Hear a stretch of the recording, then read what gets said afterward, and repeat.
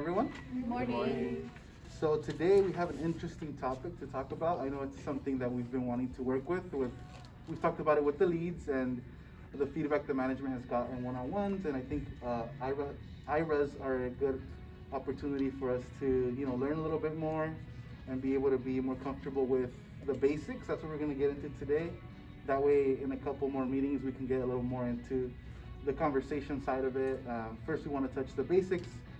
I feel like if we know the basics, then the conversation is going to flow a little bit easier because you'll be ready for any questions that the member may have or any concerns that they may have along the way. So I wanted to start today's meeting by asking, what does IRA stand for? And fours, if you could just hang back and Oksana, what does IRA stand for? Thank you. And could somebody tell me, don't change it yet. Could somebody tell me why would someone want to open an IRA?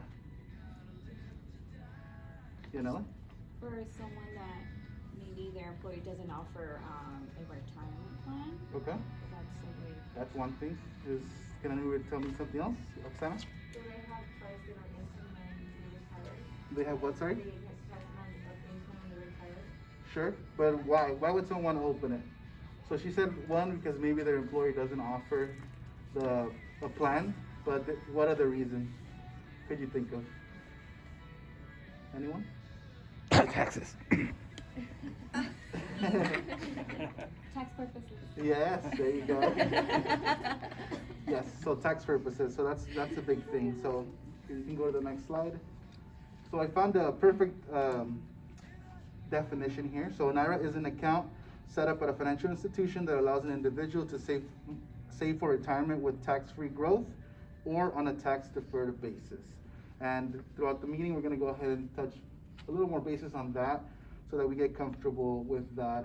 Can anybody explain to me the difference between a Roth and a traditional IRA? Yolanda? So on a traditional IRA, you pay the taxes when you withdraw or on a yearly basis, whereas on a Roth IRA, it's already taxed. So when you do withdraw, the taxes have already been pulled from it. Correct. So we can go to the next one. Can somebody read that definition for us, the traditional one, if you can read it from where you are? I can read it. So it says tax break now. Traditional IRA, you get your tax break up front and pay no taxes on the money you put in until you withdraw it. So, wait up. So just to clarify the traditional, the tax break is now. Does anybody have any questions on that?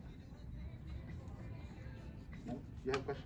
So, like for example, on the form that you fill, and it says like, do you want to withdraw? If you do want to withhold taxes now, or do you want to withhold taxes later? So at that point, we have the option of just doing zero, and then they pay it all at the end, like when they do their taxes, right? Or we do the basis, which is always going to be 1 and 10. 10 and 1. 10 and 1. Yeah. And so that means that they pay it like something's going to come in the mail right away, or at the end of the year, beginning of the next year. So end of January, we have till the end of January to send out those forms. Okay, but still everything is at the end. Yes, everything's at the end. And we'll get more into that like in the following meetings, like that kind of side of the paperwork side of it. Today's more of just like basic information. Got it. Can somebody read the Roth definition for me?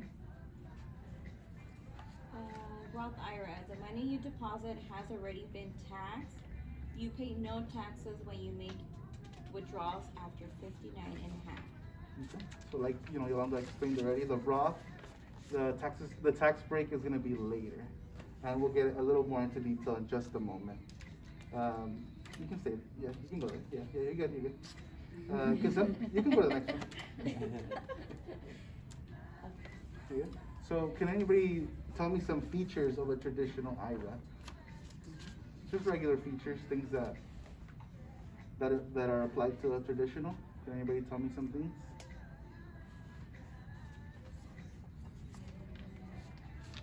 Can anybody think of anything? Tax deferred. Yeah, tax deferred. That's one thing. So just features, like things that apply to. No. You can click it, that way you can get it too. You have to be earning income. Correct. So that is one of them. So we'll start with each one, and we're gonna break certain ones down a little bit more. So first thing is the minimum. There's no minimum age requirement to open an IRA. Okay. Contributions are from eligible earned income, and we'll talk a little bit more about that in just a moment. $10 is the minimum to establish an IRA here with the credit union. Contributions are made before taxes, kind of like we already touched on the definition. Contributions may be tax deductible, so start thinking about that particular one. We're gonna break it down right now. Contributions may be tax deductible, so that's an important thing there. Earnings are tax deferred if you're traditional. Kind of like we said already, the tax break is now. So when you have a traditional IRA, anything that you're gonna be earning, you're not gonna pay taxes right now. You'll pay taxes on the principal, which is what you contributed, and on the interest you've earned once you start withdrawing from the plan. And then earnings will always be taxed at the distribution, like I just mentioned. You can click the next one. And if you have any questions, feel free to raise your hand at any moment, and we'll break down anything that you have questions on. So, I have one real quick. sure. So for no minimum age requirement to open IRA, so the common question that I get is it gonna be on my child's social or is it gonna be on my social because they're still a minor? So specifically in regards to IRAs, and we'll touch on it in just a moment, it's gonna fall under the contributions from eligible earned income. So we'll touch a little bit more on what falls under eligible earned income. And if they're a minor, but there's eligible earned income, then it will fall on the minor's social. Okay. So the first one on the right-hand side, contribution deadline, as we all know, is on tax day, April 15th, if you want to contribute for the previous year. The maximum contribution is $6,000. 1,000 is a catch-up contribution if you're over 50. And if you're not naming your spouse, and like I said, we'll get more into paperwork at a later meeting, but if your spouse is not the primary beneficiary, we would require their signature. Can anybody tell me why? Communal property law. Forrest? Stand down, Forrest. So why would a spouse have to sign if they're not the primary beneficiary? Because if they pass away, if the member that has the IRA passes away and they don't have a beneficiary, then anything automatically goes to the spouse. So doesn't the spouse have to waive that they don't want to receive it? The right. Well, yes, if the full. So in the state of California, Larry, go ahead. Yeah, so in the state of California, it's communal property, so those funds are intended for the spouse when the member dies. So 100%. 100%. And if they're not naming them as a 100% beneficiary, then we would need the spouse to sign the document, the beneficiary form, saying that they are waiving and they agree that they're not going to receive the full balance if their spouse were to pass away. And this applies to every institution that offers IRAs? Yep. This applies to IRAs for the state of California. Because I had a member and she had an IRA with Fidelity. Okay. And she said that they never asked her to, for her husband to sign or waive that. Yeah. I'm just That's an interesting one. Yeah, I mean, it depends. Does it mean that she doesn't want her husband to be beneficiary? Like she didn't want him to be beneficiary? She didn't, they were separated. They've been separated for like over 20 years. Oh, if they're separated, well, but when did she establish it? After they were separated or before they were separated? Before they were separated, yeah. Well, but if they're separated now, then they wouldn't have. But they were never divorced. They were just separated. Oh, they were just separated? Oh, then wouldn't he get it? If I mean, there's he would get it. I know. Yeah. Yeah, if something were to happen to her, then he would be the one to receive it. I would talk to that financial advisor. Schedule an Whoever appointment. advisor. So, and then we said 10% IRS penalty applies for early withdrawal early withdrawals, which we all know is before 59 and a half. And then it is, like we said earlier, it is called an individual retirement account. So there's no joint owners allowed on this type of type of account, the IRA. I told you guys to think about contributions may be tax deductible. I think you can click the next one. Yeah, stay there. Can anybody tell me why may be tax deductible? I know sometimes we get members asking, oh, I want this to, not pay as many taxes. We're not tax advisors. Obviously, we don't want to get into too much detail, but we do have to know why may be tax deductible. Can anybody tell me why? Not you guys. Like if they're using it to purchase a home type of thing? Yeah, that's considered a qualified distribution, which we'll talk about, I think, in the next meeting, distributions. But that's one reason, but more geared towards Contribution. the contribution, yeah, not distribution. sorry. So why contributions may be tax deductible? Can anybody think of why? Because they have already paid their taxes. Well, that would be for a Roth, but we're talking traditional. Okay, so go ahead and click for me. So there's three factors that go into this, and I want you guys to know, just to keep it in the back of your mind. So one of those factors is a filing status. It depends on how the member is filing their taxes. Are they filing a single, married filing jointly, married filing separately? So that's one of the factors that plays into why, and we'll get into it. So next for me. So income is also plays a factor in this, and can you go to the last one? But most importantly is these two are contingent based off of this last one, which is covered or not by a workplace retirement plan. So if their job offers them a retirement plan, they are limited to how much they can contribute to an IRA, additionally to what they already contribute to their retirement plan. And what's gonna determine that is gonna be their filing status, and after that, it will be the income that they earn for the year. That's a little more detail. You don't have to worry about the backside of it, but it's more of knowing the general idea. If a member asks you, is this gonna help me pay less taxes? It could. We can never say it will, because in their case, it might not. So if there's someone who, their job does offer a retirement plan, and they're filing married, and they make X amount of money together, it's not gonna benefit them. But that's something you want to refer them to their tax advisor if they have those questions.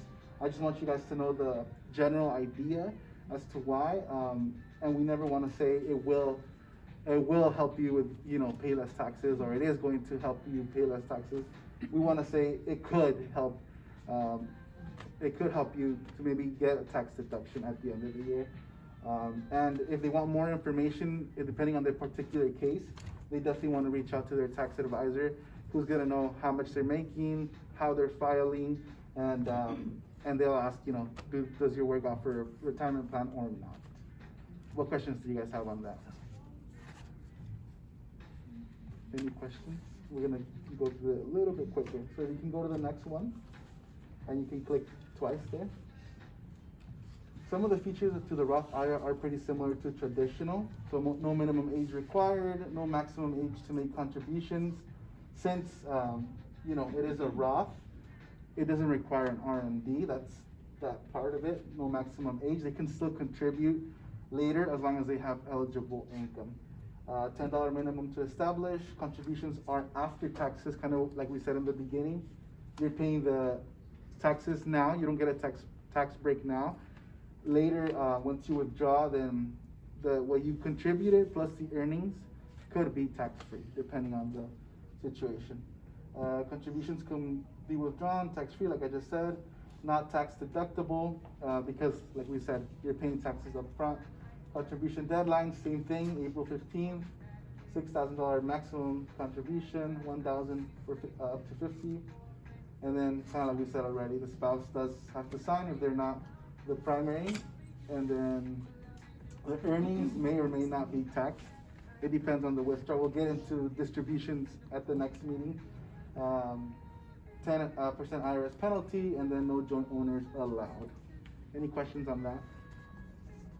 And I'll send this PowerPoint to everyone so you guys have it as a reference. If you can go to the next one. Don't click anything yet. Can anybody tell me what would count as eligible earned income? Just a couple quick examples, if you could think of any. So I guess like the minor, if they're like 16 with a permit, and they work whatever little money they get, that's considered earned income. Yep, it's wages. Anybody can think of anything else? Salaried employees. Salaries? Self-employed, like, I guess that Mhm. falls under wages. Yeah, self-employed, can have business income. Anybody else? So go ahead and click on it for me. So eligible earned income, and this applies for both traditional and Roth. So wages, salaries, tips, commissions, net business income, and alimony does fall under earned income.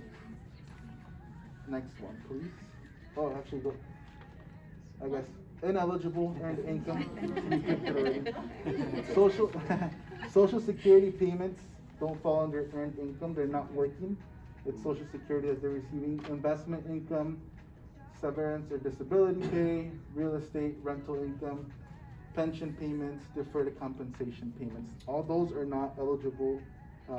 They're ineligible earned income. So members cannot use those funds to contribute to an IRA to get a tax break. Or a Roth even. They can't contribute that to IRAs. It has to be the list on the left. What questions do you guys have on this? I guess for me, like net business income, like that's someone's personal business. Mhm. So why wouldn't real estate rental income like be considered like business as well? Because it's personal property. I mean, that's probably be a question more for a tax advisor. Okay. But yeah, these are just things. Yeah, these are limits that the IRS Okay. just pretty much says this is eligible, this is not eligible. I mean, it's really up to them. The reason why, I mean, that's what I would think. They're not earning it. It's just rental income. That's what I would say. But yet alimony is Yeah. They paid the price. very good guy. Go So then ahead. just refer them to the tax advisor that question comes Yes, up. Yeah. Go ahead and go to the next one for me. Can anybody tell me the types of investments or types of accounts that a member could deposit their money into, as far as a traditional or Roth IRA? Types of accounts?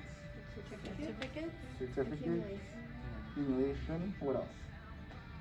What other option could you offer a member if they have, or if they want to contribute to retirement, for retirement? You can refer them to Christian, because Correct. he can do like stock investments, Go ahead and stock click. IRAs. Click enter for me. So the first one is accumulation. Go ahead and enter one more time. So accumulation IRA, like we said, it's an IRA with no term. You're able to deposit funds, and it's ideal for members with less than $500, or they're wishing to combine IRAs from different institutions. Maybe they don't know exactly what they want to do. This is a perfect opportunity for them to have it all in, like we said, it's almost like a liquid savings account that they're able to make up their mind and then go through the process. And this one does require only a $10 opening deposit. So if a member is looking to open an IRA and if they have at least $10, then we can go ahead and open an accumulation. Next one. Like we said, there's terms 30 days to 60 months, the IRA certificates. Go ahead. And then, go ahead one more time. And so whenever they're doing rollovers or transfers, which like I said, we'll get a little more into in the next meeting, they have to have an IRA. If they have an IRA within 30 days to 23 months, then we are allowed to roll over or transfer into these IRAs. If it's 24 months and higher, it would require us to establish a brand new one within their membership. Next one, sir. I have a question. Uh-huh. So you said this is an accumulation IRA is pretty much while they make up their mind to what they're wanting to do. Mhm. Is there a term where they can, like, Is there like a timeline that they have Yeah. to take it out of there? No. No. No, you can keep it. That's not the ideal one because it's only earning very minimal. I think it's 0.5%. But if they want to earn a little bit more, then a certificate or the next one. Go ahead, go to the next one. Or a referral to Trust and Investment Services would be the best way. If they're talking about rates, they're not the best, like we've said in the past. That's a good RG call for a Christian. You can go to the next one. Uh-huh. Like let's say a member had a certificate for 60 months. Uh-huh. They're able to, let's say they're rolling it over from a different institution. Mhm. They're able to open the accumulation IRA until that certificate is a maturity and then transfer or roll over the funds into that certificate, right? Until the 60 months certificate is maturity. Well, the certificate's with another institution, you said. Well, no, like, they have a certificate here, a Oh. 6 month certificate, but they're rolling over from Oh, another institution? Yeah, so they can open an accumulation IRA here until that 6 months. Oh, yeah. Yeah, that's like the best way to do it. Put it there, once the other one matures, then they can combine it for whatever term, or maybe they wanna explore other investment options. We go to the next one, we're almost done here. Like we already touched, contributions, 500 is the minimum for certificates, $10 for accumulation. Contributions allowed at any time up to the maximum amount. I already checked the ones for 2021, it's staying the same, there's no changes for next year. It's staying at 6,000 and $1,000 extra if you're 50 or older. And then before we conclude, I just have one last question. So if a member comes in and they have an IRA with us, and they ask you, how much can I contribute to an IRA? How much more can I contribute to my IRA? I have another IRA at another institution. So how much combined could they contribute to that IRA? Here and another one. 6,000. Who monitors that? What is it? The IRS. No, who monitor that they are meeting the 6,000 requirement or they haven't? Well, I mean, for us, here, we can see it on the, when you're gonna contribute, we can see how much they can contribute more to the IRA with us. But if they have IRAs elsewhere, then their tax advisor, Then they are responsible. for yeah, the the member is, 6,000. yeah, and so their Like, tax so if they advisor, contribute somewhere else and then they wanna contribute here, if they over contribute, then they have to. yeah, it falls on the member, yeah. So like on ours, on our Empower, Uh-huh. it says like, per the IRS, you can only contribute X amount for the year. Mhm. So then if we have like a 401k and an IRA somewhere else, we know, okay, I already have this much in my 401k that I've contributed. So even though there's 6 here that I can contribute, let's say I can only contribute 2,000 more, regardless of the 6 here, Mhm. I can only contribute 2,000, right? Because then it'd be over contribution if I Exactly. did the full 6. So it's gonna be 6, it doesn't matter where they have the IRAs, it's 6,000 for that year. Think No of the matter- umbrella, 6,000 overall. So just overall, all the IRAs they could have, any other institutions, it's all gonna be 6,000 total for all, whatever IRAs they have established. But 401k is different. 401k is different, I believe it's 19,500. Yeah, so it's better, because you guys work here, Yeah. it's better for you to contribute to your 401k and Yeah. max it out, or increase that. First, IRA does not even like come close to No. the benefits that you would get from 401k. correct. So then that's not combined, your 401k. and- No, those are separate. Individual. Okay. And that, I and guess that, that's right. that kind of falls back to what we talked about in the beginning with maybe tax deferred. So depending on your status, or you're filing as single, let's say you're not married, don't have kids, you're contributing the max you can to the 401k. At that point, you wanna refer to your tax advisor, cause maybe contributing to an IRA might not even help you, give you a tax break. And at that point, there's really no point to have your money stuck in there if it's not benefiting you in any way. I got one last question. Can I add my trust to my IRA? You cannot add your trust to your IRA. Why not?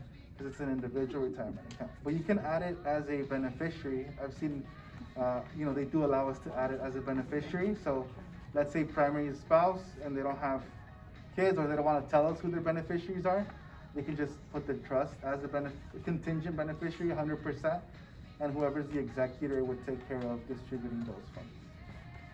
All right, guys, I think it's time to wrap it up. I'll send this out. Wait, and we'll before you follow guys up. go,